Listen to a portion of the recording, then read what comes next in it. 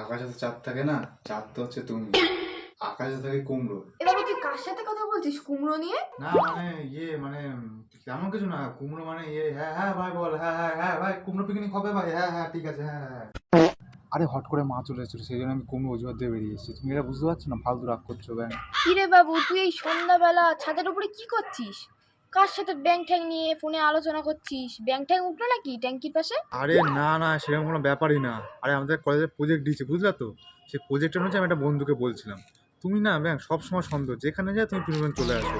তুই যাও তো, নিজের কাজ করো ব্যাং। চাপ বাবা, আমি আবার কি করলাম? হ্যাঁ হ্যাঁ বলো, হ্যাঁ বলো। আমার মা চলে এসেছিল ব্যাং, বলো তুমি। হ্যাঁ তুমি তোমার কুমড়ো আর ব্যাং ঠ্যাং নিয়ে থাকো, আমাকে আরে আর ফোন এরকম করতে করছো হবে না, না। আরে শোনো। আরে